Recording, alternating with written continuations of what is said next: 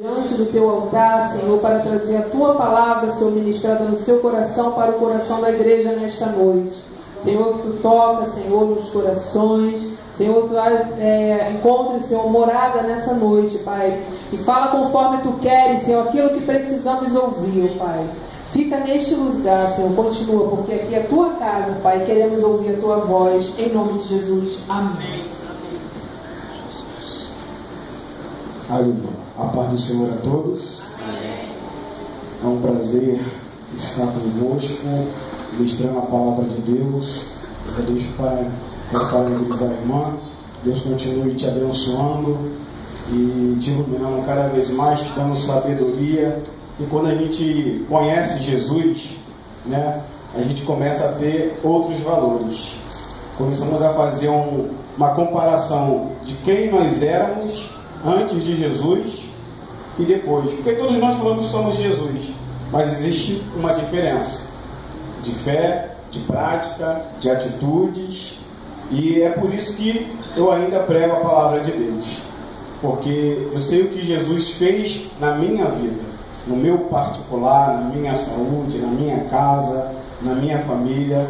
Então, para mim não tem uma outra escolha melhor do que servir a Jesus.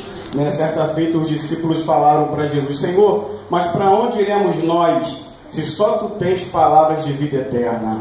Então, quando nós sentimos a presença de Deus através da palavra, a gente consegue entender que há algo sobrenatural nisso, que nós não podemos viver sem Jesus. Vocês podem se assentar, né? Eu posso dizer que eu senti a presença de Deus logicamente aqui nessa noite, desde a oração, e Deus falou comigo várias pregações, várias palavras, e eu falei com Deus: Senhor, o que eu vou pregar nessa noite? E eu escolhi aqui a palavra que Deus me deu lá no livro de João, capítulo de número 8, né? Fala sobre, né, o milagre no casamento. Deus falou poderosamente comigo dentro desta palavra. Hoje é noite de libertação. Eu já queria explicar que a libertação não é para quem está endemoniado, não é para quem está encapetado, mas para quem quer viver uma vida plena, uma vida de felicidade com Jesus. Evangelho de João, capítulo de número 2. As bodas em Caná da Galileia. Todos acharam? Evangelho de João, capítulo 2. Segundo capítulo. Abre o Novo Testamento, vem Mateus, Marcos, Lucas, depois vem o Evangelho de João. Amém? Diz assim, me acompanhe nessa palavra. 3 dias depois, houve um casamento em Caná da Galileia. Achando-se ali a mãe de Jesus também foi convidado. Jesus também foi com os seus para o tendo acabado o vinho, a mãe de Jesus lhe disse: eles não têm mais vinho. Mas Jesus lhe disse: mulher, que tenho eu contigo? Agora não é chegada a minha hora. Então ela falou aos serventes: fazei tudo o que ele vos disser. Estavam ali 6 talhas de pedra que os judeus usavam para as purificações, e cada uma levava 2 ou 3 metretas. Jesus lhes disse: enchei de água as talhas, e eles as totalmente. Então lhes determinou: tirai agora e levai ao mestre-sala. Eles o fizeram. Tendo os mestres-sala provado a água transformada em vinho, não sabendo de onde viera, se bem que o sabiam os serventes que havia tirado a água, chamou o noivo e lhe disse: todos costumam pôr primeiro o bom, e quando já beberam fartamente, servem o inferior. Tu, porém, guardaste o bom vinho até agora. Com este, deu Jesus princípio a seus sinais em Caná da Galileia, manifestou a sua glória e os seus discípulos creram nele. Depois disso, desceu ele para Cafarnaum com sua mãe, seus irmãos e seus discípulos, e ficaram ali não muitos dias. Essa palavra ela falou poderosamente no meu coração, e algumas outras palavras que o Senhor falou comigo nessa noite falava também acerca de família, falava também um pouco acerca de casamento. Então, dentro desse contexto, o Espírito Santo ele vai dizer a história que quando Jesus ele vai a Caná da Galileia, a sua mãe é convidada, juntamente com sua mãe, Jesus e os seus discípulos. Quando ele chega naquela festa, naquele casamento, naquela celebração, vamos entender um pouco desse contexto. No casamento existe muita alegria. No casamento se celebra a união de duas pessoas, se celebra a formação de uma família, né? Existe uma grande expectativa, né? Porque é o grande dia de que um casal, um homem e uma mulher, eles formam um matrimônio, eles formam uma família, e é coisa linda quando a gente vai no casamento, vê os preparativos, toda aquela expectativa, toda a preparação, porque ali se inicia uma nova jornada de um casal. Então agora, dentro de um contexto, chega-se um momento que a Bíblia vai falar que acabou o vinho. E a Bíblia vai dizer que o vinho representa a alegria. Dentro de um casamento, dentro de uma festa, de uma comemoração, de um planejamento de vida, se acaba se acaba então a alegria. Porque naquela época as pessoas não bebiam simplesmente para se embebedar. Às vezes a gente ouve as pessoas falar, vou beber até cair e não sei o quê. Mas naquela época o vinho era usado exclusivamente para trazer alegria, para se alegrar, para comemoração. E dentro do casamento se acaba o vinho, pastor. Se acabou a alegria. E agora a mãe de Jesus, sabendo de tudo, de todos os projetos, eu creio que Maria lembra de quando o anjo do Senhor aparece para ela, no capítulo 1, dizendo que ela era graciada, que ela conceberia e daria à luz a um filho, lhe chamaria de Jesus e ele salvaria o povo dos seus pecados. Então agora ela fala, chama Jesus, porque ele faz tudo o que ele manda. Então nós vamos ver que dentro desse contexto, a gente já aprende que a gente precisa convidar Jesus para a nossa vida. Aleluia.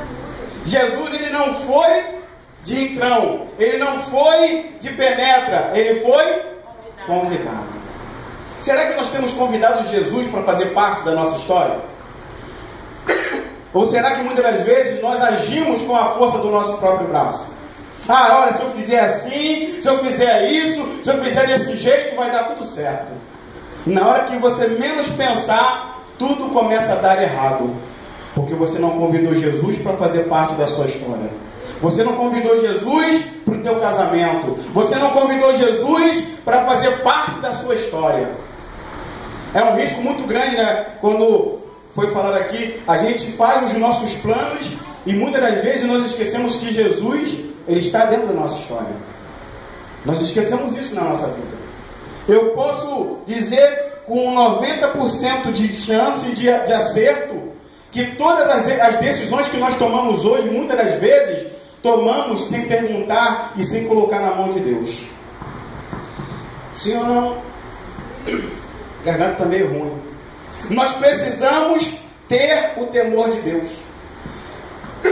A pastora falou algo sublime. Pedro andou com Jesus, viu os milagres, operou milagres, mas na hora crucial ele fugiu. Seguiu Jesus de... Muitas das vezes nós fazemos isso. E perguntamos por que do problema que estamos passando, mas na verdade é que estamos seguindo Jesus de... Porque achamos que somos autossuficientes para tomar as decisões e escolhas que nós queremos. Quando Moisés ele determina tomar uma atitude, o Senhor ordena para ele vai dizer, Senhor, se tu não for comigo, eu não sairei daqui. Essa tem que ser a nossa postura. Naquele casamento, Maria, quando ela vê terminando o vinho, eu creio que houve muitos gastos para se preparar ali o cerimonial, para comprar bolo, para comprar isso, para comprar aquilo, o som, o vestido, os padrinhos, vamos dizer assim no dia de hoje. E agora, depois de tudo comprado, tudo resolvido, todas as decisões foram tomadas, acabou o mais importante. Acabou a alegria. Talvez na minha e na sua vida nós temos nos encontrado em momentos que a alegria está faltando. Cadê a alegria? Mas a Bíblia vai dizer que a alegria do Senhor é a nossa. Cadê a alegria? O coração alegre, a formoseia. Cadê a alegria? A nossa alegria não vem do salário de 5 mil reais. Não vem da sua casa própria que você tanto deseja. Não vem no amor que está no seu marido, no seu filho, não está na sua esposa. A nossa alegria vem do Senhor. Quais são as escolhas que nós temos feito? Será que estamos seguindo Jesus de perto ou de longe? Ou será que no momento mais crucial da decisão, negamos a Ele? Mas você não é servo de Deus? Não. Irmão, nós, estou colocando dentro do contexto, costumamos negar Jesus em pequenas coisas. Sabe como? Dentro de casa, no trabalho, aqui dentro dos pensamentos. Quando andamos no meio da rua, fazemos e falamos coisas que não deveríamos fazer. Nesse exato momento estamos negando a Jesus. Dentro do trabalho, quando deveríamos professar uma fé verdadeira e genuína, e muitas das vezes estamos andando e seguindo a Jesus de longe. Quando Pedro ele se afasta de Jesus, porque o Jesus é levado, ele se afasta, ele se aproxima ali, né, pelo menos para se interter naquele fogo. E ele fala assim: mas vem cá, você estava com Jesus. Como a situação estava crítica, ele falou: não, eu não. Quando o problema vem sobre a tua vida, ou quando tudo vai bem, na verdade assim, a gente esquece que Jesus existe. Quando o salário bate na conta, muitas das vezes esquecemos que foi Ele que deu saúde, foi Ele que deu provisão, foi Ele que abriu a porta, foi Ele que te abençoou, foi Ele que te restituiu, foi Ele que te deu força, foi Ele que te deu fortaleza. Negamos a Jesus. Eu me lembro, e nós precisamos voltar à prática das primeiras obras, porque abandonamos a prática. Porque quando estamos no começo, chegamos até Jesus, a casa do Senhor, todo destruído, irmão, não tem tempo ruim, pode chover o quanto for, pode vir com dor de cabeça, pode estar com problema dentro de casa, pode estar comendo arroz, feijão e ovo, você vai buscar Jesus. Mas quando Jesus ele entra na tua casa, muda a tua história, tudo fica melhor, você começa a negá-lo e segui-lo de longe. Nesse casamento, Maria ela foi supetona, e Jesus fala: mas o que eu tenho contigo?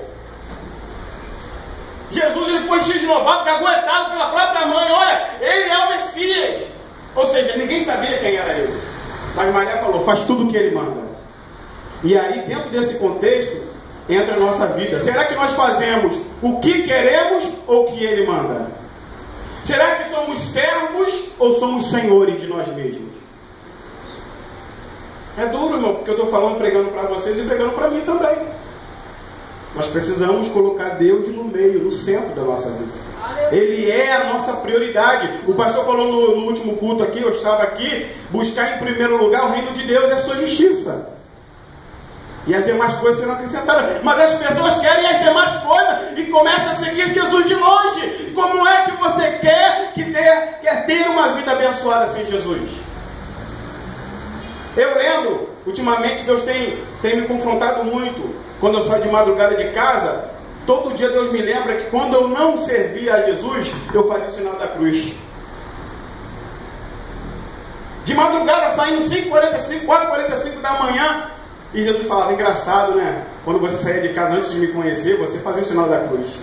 Aprendeu com seu pai a fazer o sinal da cruz. Aprendeu com a sua mãe a fazer o sinal da cruz. E hoje você sai de casa e não faz nenhuma oração no meio do caminho para entregar o seu dia nas minhas mãos. Quando você senta na sua mesa, na hora do almoço, na hora do café, você não lembra de falar: Senhor, obrigado por esse alimento.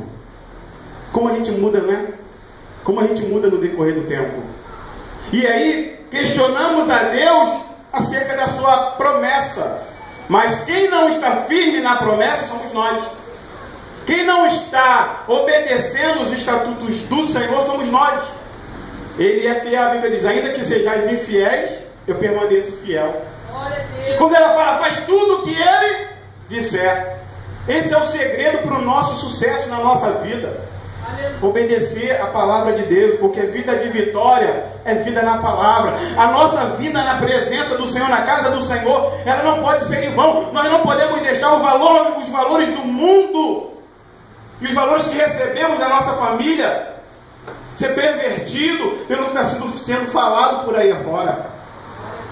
Nós não podemos abrir mão daquilo que Deus tem nos dado, de deixar de ensinar os nossos filhos, de amar a nossa família, de dobrar os nossos joelhos, orar e pedir a Deus para que Ele nos assista quando precisamos, para nos dar força para vencer.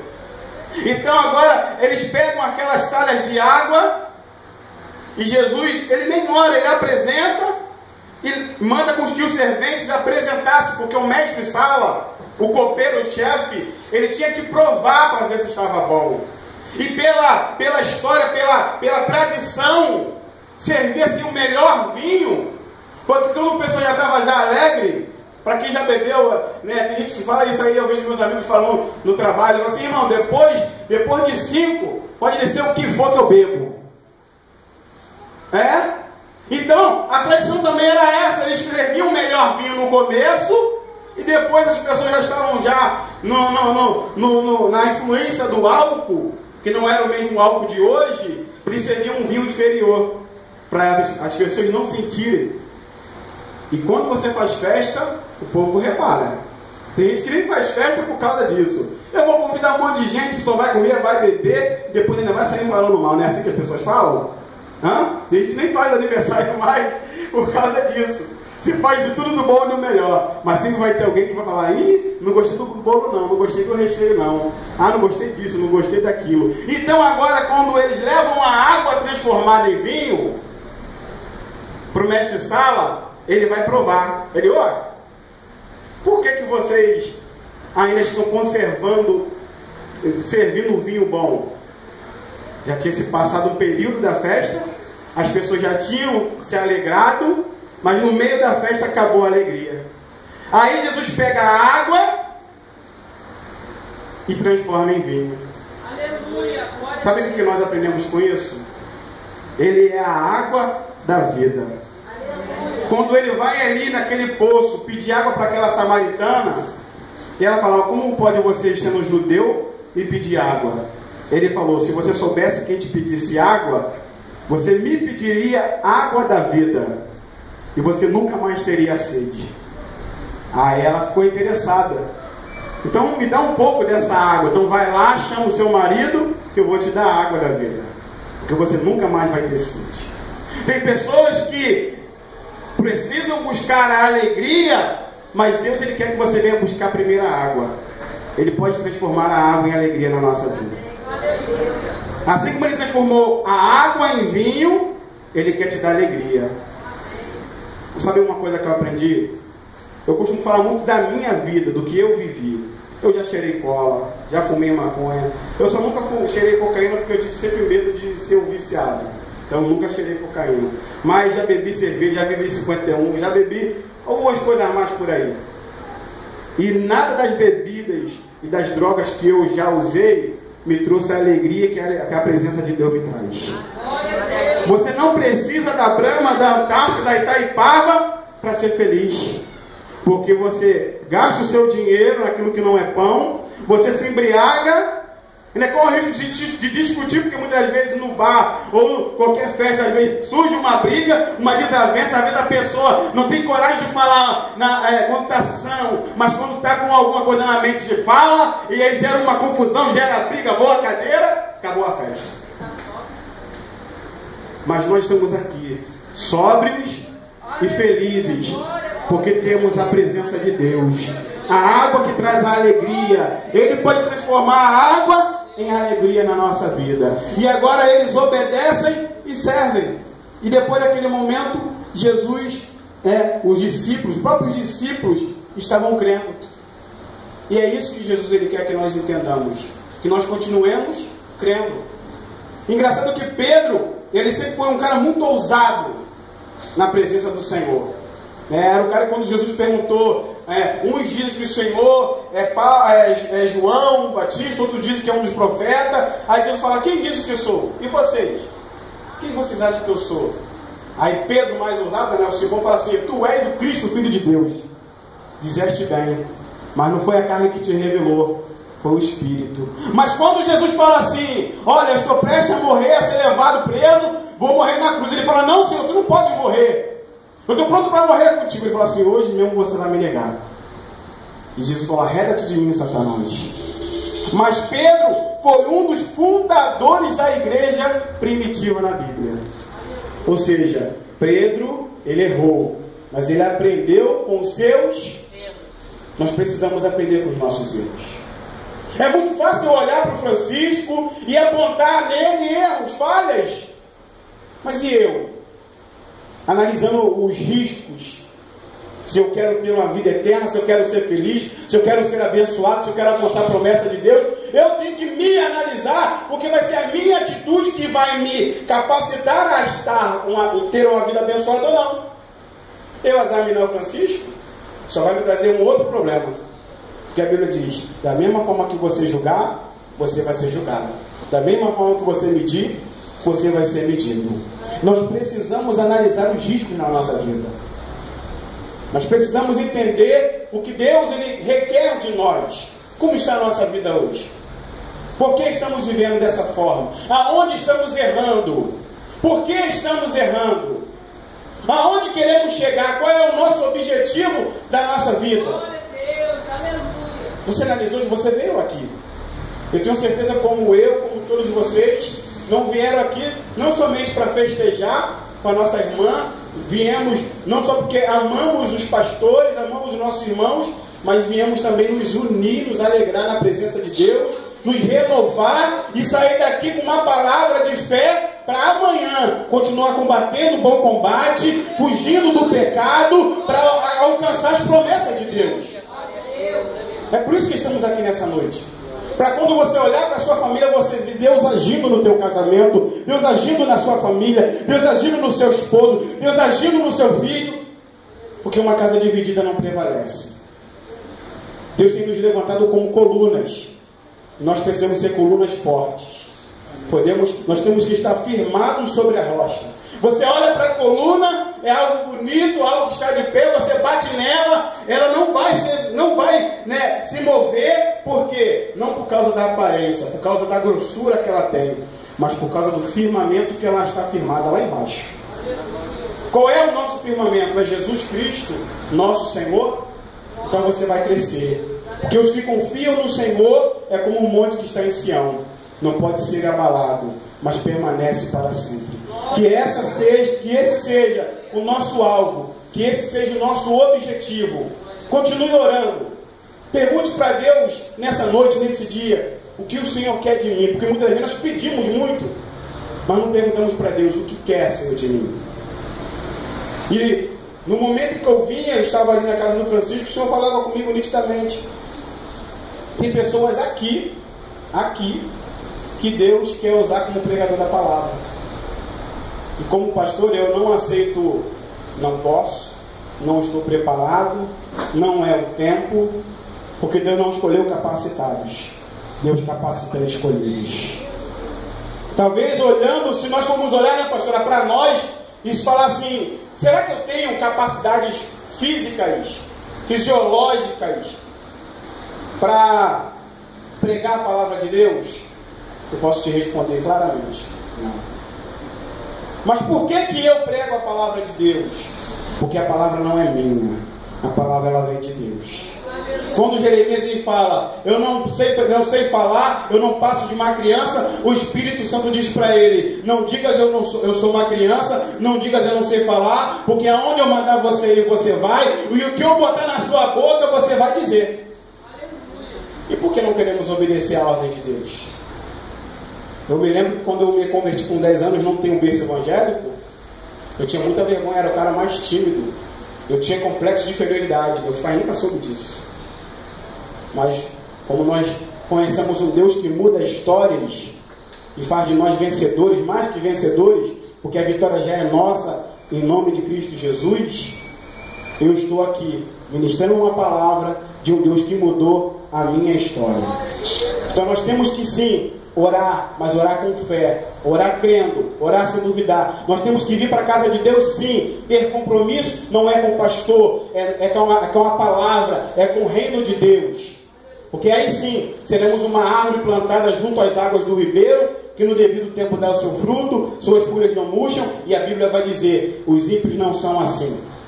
Não precisamos fazer uma comparação de quem é as pessoas no mundo, de quem nós somos. Nós somos um povo que acreditamos e cremos num Deus vivo e poderoso, que faz o impossível se tornar possível. E Ele quer que eu e você, através da experiência com Deus, venhamos testemunhar que Ele é Deus. Você não vê, você sente a presença dEle, mas aqueles que estão ao teu lado, teu vizinho, teu amigo, teu parente, ele vai testemunhar da mudança, das grandezas que Deus vai fazer na tua vida, e vai dizer, eu quero ir para a igreja com você também.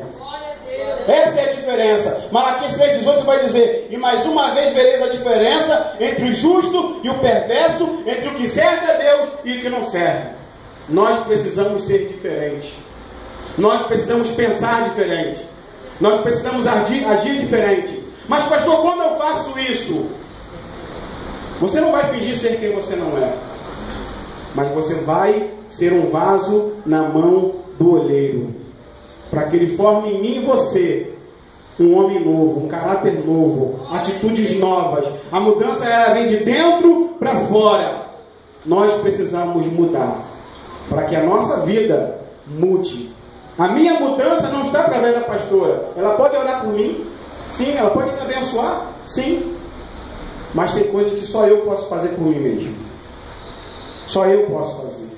Só eu posso abrir a porta do meu coração e dizer, Jesus, entra na minha vida, muda a minha história. Se eu não tomar essa atitude, se eu não mudar as minhas atitudes, se eu não quiser mudar e obedecer, eu vou continuar sendo mais um no meio da multidão. Quando aquela mulher fraca, com a hemorragia dela, há 12 anos, ela decide quebrar o protocolo da tradição, com risco de ser apedrejada, ela entra na multidão, ela toca em várias pessoas, e ela toca em? Ela toca em? Ela toca em? Jesus. Negativo. Ela tocou na orla. Mas, simbolicamente, ela toca em Jesus. Porque ela tinha objetivos. E ela foi ali decidida para mudar a história dela. E Jesus para no meio de uma multidão. Quando a Bíblia fala multidão, fala 5.000 pessoas, sem contar mulheres e crianças. E Jesus para e fala, alguém me tocou. Os discípulos falam, mas Senhor, o senhor está doido? Tem uma multidão te empurrando, tocando em você? Alguém me tocou. Porque de mim saiu virtude ou poder. Nessa noite, se você tiver objetivo, tu vai sair daqui com a virtude de Deus na tua vida, para mudar a tua história, para continuar mudando a tua história. Porque nós não podemos estagnar na fé. A nossa vida de fé em fé, vivendo pela fé, para alcançar a promessa de Deus. Então que nessa noite, todos nós viemos guardar essa palavra, não sermos ouvintes, mas praticantes.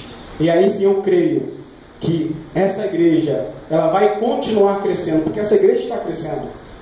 Quando eu estava saindo de casa, Deus falava comigo, e eu quero falar isso aqui publicamente para o pastor Jorge, para a pastora Valéria, eles estão fazendo a coisa certa.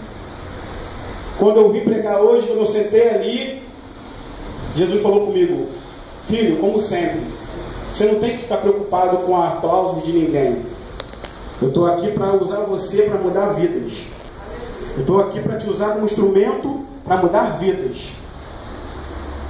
Eu não estou aqui para ser um artista, mas eu estou aqui para pregar uma palavra que mudou a minha história. Eu tenho certeza que tem vidas aqui que foram mudadas, mas que Deus quer continuar escrevendo história dentro da nossa casa. Continue orando. Tem pessoas aqui que estão desanimadas e Deus manda dizer assim para você, continue orando no teu quarto, continue chorando, porque eu estou ouvindo as tuas orações. Por muitos anos, irmãos, eu vou tomar só mais um pouquinho de tempo, pastor. Por muitos anos na minha vida, eu me converti com 10 anos de idade. Como eu falei, eu não nasci em berço evangélico, meu pai me perseguia, minha mãe de certa forma, não se metia nessa história. E às vezes eu ia para a igreja frustrado, porque minha família não aceitava. Meu pai falava que eu era fanático, que eu era isso, que eu era aquilo. Mas hoje, estou com 31, passado 21 anos, uma vez eu conversei com meu pai no WhatsApp, porque meu pai mora em Resende, e começando essa crise, eu falei assim: meu pai, a tendência é de mal. Meu pai teve a coragem de me ensinar algo dentro da palavra. Sabe o que ele disse? Você é homem de Deus. Você não pode pensar dessa forma. O homem que me perseguia no começo da minha caminhada, que não aceitava eu ir para a igreja todos os dias, ele falou para mim: você é um homem de Deus. Meu pai me liga e fala assim: você está indo para a igreja? Você está entendendo isso? Eu tenho duas irmãs mais velhas que se afastaram do Evangelho, mas tenho 2 irmãos mais novos hoje que já estão pregando o Evangelho. Uma de 16 e uma de 20. Sabe o que eu falei com Jesus? Senhor, a minha oração não foi em vão. Por muito tempo eu orei pela minha família, eu ia para o culto da família, eu orava, pastora. Eu orava quando eu fui consagrado na igreja, quando eu fui separado na igreja. Aí o pastor falava: olha, traz sua família. Chegava domingo, o pastor falava: traz sua família. Olha, vai ter aqui não sei o que, traz sua família. Todo mundo levava as suas famílias e eu? Não. Todo mundo abraçado com as suas famílias e eu? Não. Entende isso? Talvez tem pessoas aqui que vivem a mesma história. Por isso que o Espírito Santo mandou dizer: não para.